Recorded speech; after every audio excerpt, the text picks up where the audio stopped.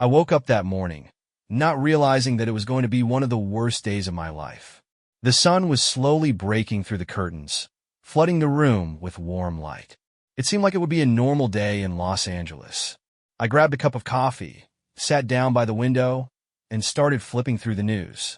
The first headlines about the fire had appeared in the evening, but they were about distant neighborhoods. Every morning I could smell the burning in this city, and I used to think that it was just the result of city life, filled with smoke and smog. I lived in a quiet neighborhood on the outskirts. The house I had been renting for several years had become a real refuge for me. Every morning I enjoyed its tranquility, especially compared to the bustle of the center. But this morning, something was wrong. Instead of the usual smell of smoke, I smelled something worse, something sharper, almost toxic. The smell penetrated even through the closed windows. I opened one of them and breathed in. The air seemed thick and heavy. On the horizon, towards the hills, I could see smoke. At first, I thought it was just another dry land fire, which happens quite often here, but a few minutes later the news confirmed my fears. The fire was bigger than expected. The fire covered huge areas and was rapidly moving towards residential neighborhoods. My phone started vibrating with notifications. Messages with warnings appeared one after another.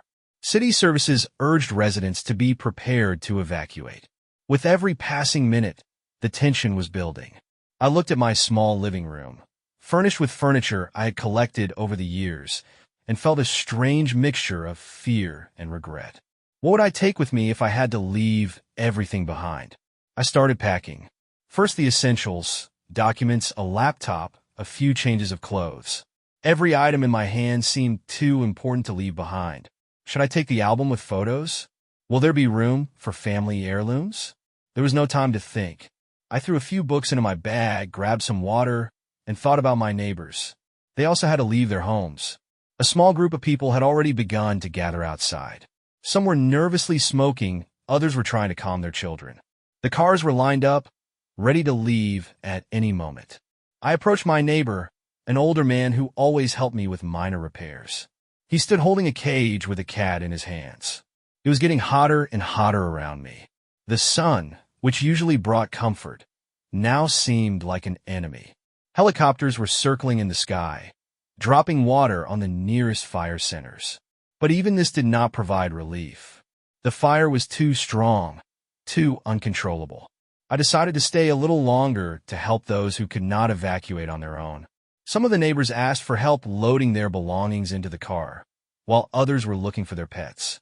At that moment, fear faded into the background. I only thought about how I could be useful. Soon it became clear that time was running out. The flames were already visible from our neighborhood. The air seemed to be heating up right before our eyes. I turned back to my house and held my gaze for a moment. It was the place where I had spent so many happy days, but now it looked like a trap.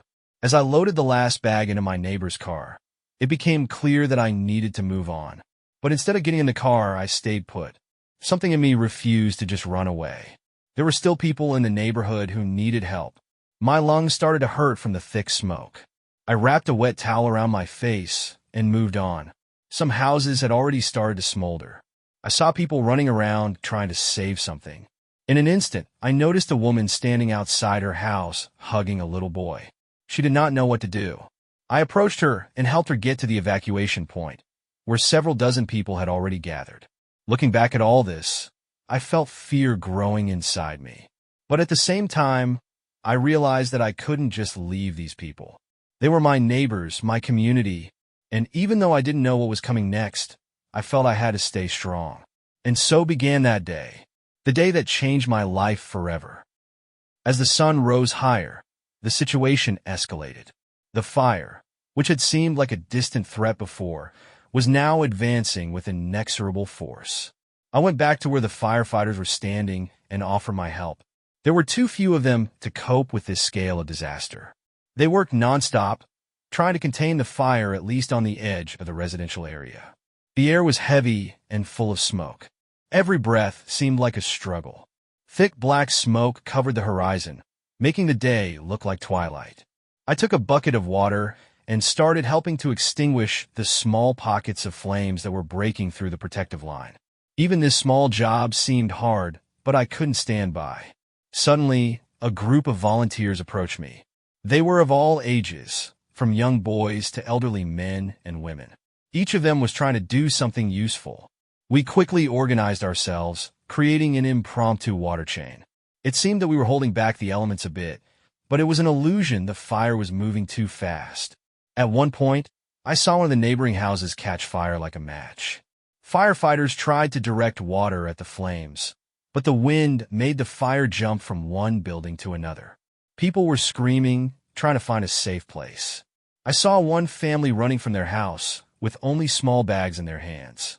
I ran to help them. A little girl stopped in the middle of the road holding a teddy bear.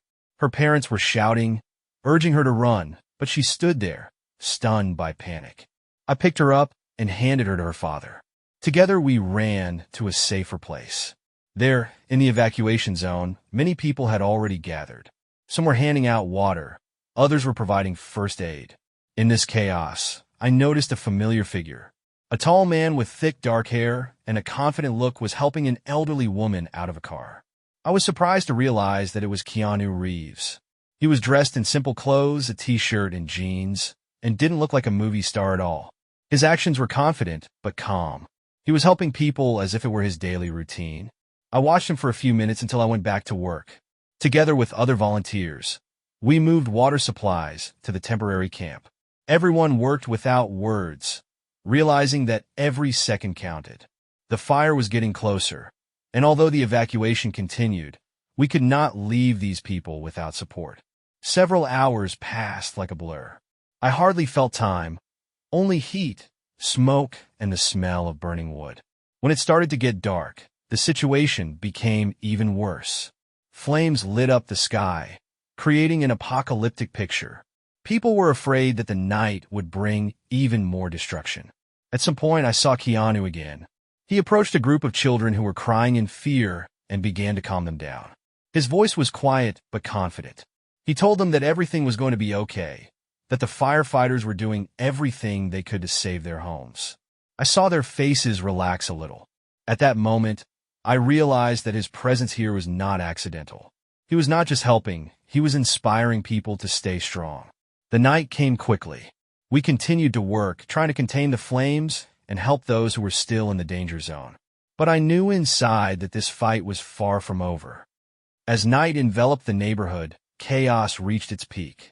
The fire seemed to breathe its own life, ruthlessly destroying everything in its path. Black smoke was covering everything, and even the flashlights could not penetrate this thick gloom. We were working nonstop, each of us knowing that a waste of time could cost lives. I joined a small group of firefighters who were looking for people in houses that had not yet burned down, but were already under threat. We had a limited amount of time per house, a few minutes to check the premises and get out before the building could collapse under the onslaught of flames. Each house had its own stories: abandoned photos, children's toys, suitcases that people had not had time to pick up. One of the houses we entered looked completely empty. I was about to leave when I heard a faint sound. It was barely audible crying. I called my colleagues and moved toward the sound.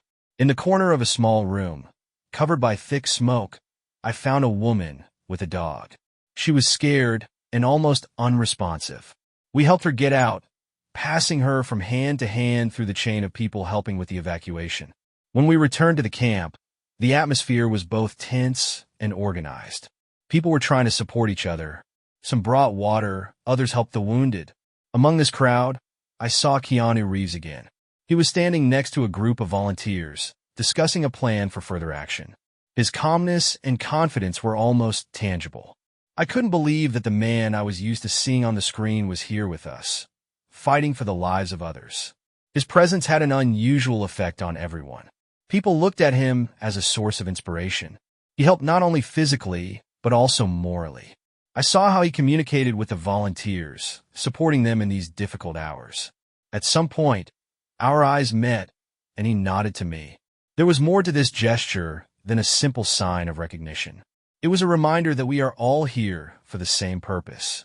The night went on endlessly. We worked in a mode of absolute exhaustion. It seemed that the flame was not subsiding, but only gaining strength. The feeling of helplessness was overwhelming, But at those moments when it seemed that there was no more strength, there were those who needed help. It was a reminder of why we are here. At dawn, the situation stabilized a bit. The fire was still raging, but the firefighters were able to contain it on the outskirts. It seemed that the biggest threat was over. People began to return to the camp, looking for friends and family. I was sitting on the ground, feeling tired and exhausted. When I closed my eyes, the picture came back to me. Flames, screams, and the faces of people looking for salvation. Keanu walked past me again. He stopped and sat down next to me. "You did well," he said quietly and calmly. At that moment, I felt that my efforts were not in vain. We did not save everything, but we did our best. Dawn was gradually breaking through the thick smoke, as if nature was trying to remind us that after every night comes morning. But this morning did not bring relief. The fire was still burning, although it had retreated in some areas. Everyone around us looked exhausted, but no one stopped. People continued to work, helping those who had lost their homes or needed medical attention. Keanu Reeves was everywhere. I watched him with admiration and a little surprise. He didn't look like a movie star. All these hours, he was one of us, a simple volunteer who was not afraid of dusty hands and smoke burning his lungs. He carried boxes of water, distributed food, and helped people carry their belongings to evacuation buses. His calmness and determination became a real beacon for all of us. I remember the moment when one of the volunteers collapsed from exhaustion. Keanu, without wasting a second, helped him up and took him to the medics. His words were simple, but they had some amazing power. "You did everything you could. Get some rest. We'll take care of it from here." The man who had just looked completely exhausted was able to smile. Keanu and I went to one of the areas where there were still people. It was a part of the neighborhood that the firefighters were able to partially save. There were still a few families waiting to be evacuated. Keanu helped one of the women who was holding a baby carry her belongings. He acted as if it was his personal mission. Every action was full of attention and care. We went into one of the houses to check if anyone was still inside. The building was already damaged by fire, but not yet completely destroyed. It was dark and stuffy inside. We found an elderly man who could not move on his own. Keanu took him in his arms and carried him outside as if it was the most natural thing for him to do. People on the street applauded when they saw him helping. Back at the camp, we sat down together to rest for a few minutes. I decided to ask him, "Why are you here? You could have stayed safe, away from all this." He looked at me, wiping sweat from his forehead, and said, "I am just like all of you. If I can help, then why not? This is our common world, and I don't want to stand by while it burns." His words sank into my soul. He was not just a movie actor. He was a man with a big heart who understood that helping others was not a choice, but a duty. Every action he took was an example of how little titles or status matter in such moments. He worked as hard as the rest of us, and sometimes even harder, never demanding special treatment. Night began to fall on Los Angeles again. We were all tired, but ready to keep fighting. Keanu stayed close by, helping to organize the work. His energy seemed inexhaustible, and it energized everyone around him. People who seemed exhausted at first found strength in themselves thanks to his example. When I looked at him, I realized that even in the darkest moments there is light. And this light can be in each of us if we are willing to act. Keanu Reeves did not just help put out the fire. He showed that humanity and kindness are stronger than any flame. When the first rays of sunlight broke through the smoke, it looked like a sign of hope. The fire was brought under control, although it left behind scorched earth and destroyed homes. People who had survived this nightmare began to return to the camp where we all spent sleepless nights. Now this place has become a starting point for a new beginning. I sat on a pile of rubble, looking at what was left of my neighborhood. My house was completely destroyed. Everything that once mattered to me was now just a memory. But I did not feel empty. On the contrary, I was filled with a strange feeling of gratitude. We had survived, we had helped each other, and that was more important than the material losses. Keanu Reeves came up to me and sat down next to me. He looked as tired as the rest of us, but there was no sign of despair on his face. On the contrary, he looked confident and calm. We sat in silence, looking at the horizon, where faint pockets of fire could still be seen here and there. "It was a hard day," he finally said. His voice was quiet, but I could feel the strength in it. I nodded, at a loss for words. He continued, "But you've done well. When this is all over, you will be proud of what you did." His words had an amazing effect. They sounded simple, but they carried a meaning that was hard to convey. I felt the tension that had been building up all this time begin to disappear. At that moment, I realized that he was not just helping physically. He was supporting us all morally, making us realize that even in the worst of circumstances, there is room for humanity. We continued to sit while the camp around us came to life. People started cleaning the area, distributing food, and planning their next steps.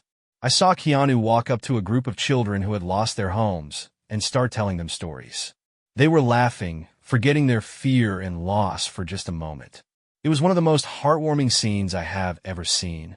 Toward noon, we started to leave. Some people were returning to their homes, if they still had them, while others were looking for temporary shelter. I said goodbye to those with whom I had spent these days and approached Keanu to express my gratitude. "Thank you for everything," I said. "I don't know what we would have done without you." He smiled and replied, "You don't have to thank me. This was a joint effort, and you did as much as I. Just remember that in the most difficult times, it is important to remain human." These words stayed with me. When I left the camp, the feeling of loss was gradually replaced by the realization that it was not the end. It was just the beginning of a new stage. I have the confidence in my heart that, like Keanu, I will be able to be a support for others if the need arises. This day will always remain in my memory. It showed me how strong people can be when they act together, and how one person, even the one you're used to seeing on the screen, can change everything just by being themselves.